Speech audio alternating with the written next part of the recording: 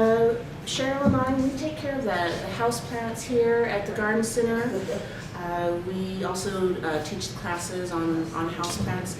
Today we're going to keep this part fairly brief, but we want to go over some of these, the care and the selection of the houseplants, because today most of you are going to be planting your own fairy gardens. Today we are expecting to get to a balmy high of 41 degrees or something like that, so we're probably not going to do a lot of gardening outside. So this is our way of getting to make our own little dream gardens inside. We'll be using indoor herbs, house plants, and shade plants in the fairy gardens. I think Ken promised you that I was going to go over my 7 favorites, so I picked. I have trouble narrowing it down to 7, so I tried to pick 7 good, 7 houseplants that we have on hand right now that are easy to care for, that work in a lot of different situations. So let's go ahead and start with the classic, the philodendron family. These are really great because they work in a variety of light situations. Dimmer spots that aren't so close to the window, or areas where maybe trees outside or the awning keeps too much light from coming in through the window.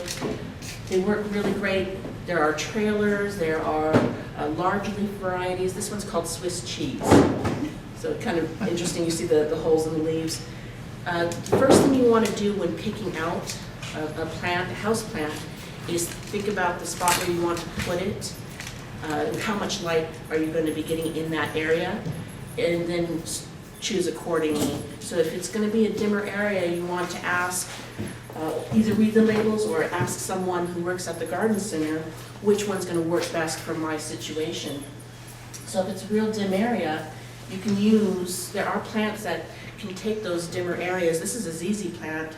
This one works really well for those areas where you could read newspaper print, but probably not rather, if you could help it. So philodendrons and ZZ plants, they work very well for these areas. Also, the nice thing about the ZZ plant, this is the ZZ plant here, and it, very low water. Every now and then someone comes in and says, I do a lot of business trips, I do a lot of traveling, I'm not always home to water.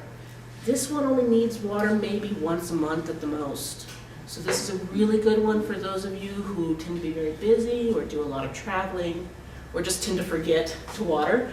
This is a really great one for you. Let's see.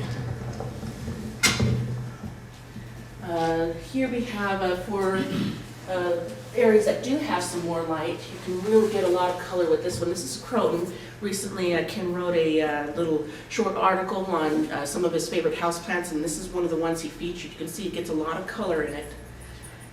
It does want a little bit brighter area, but otherwise not too difficult to take care of.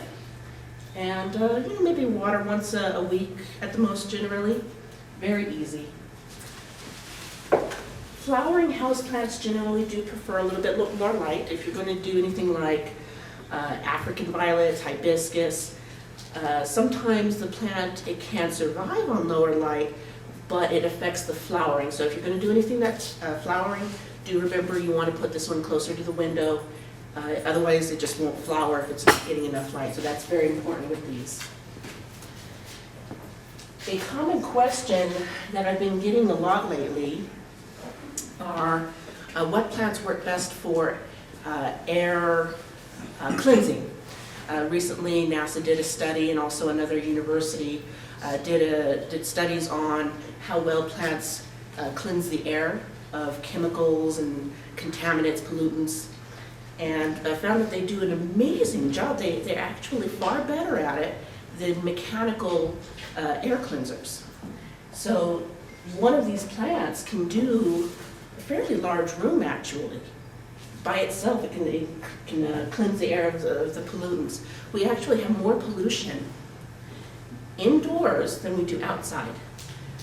Outside we have, carbon monoxide, we have whatever's coming out of the cars and factories and whatnot. On the inside, we're using cleaners, we're using lubricants, we're using all kinds of chemicals in our homes, and they get trapped inside along with whatever pollutants we let in through the front door.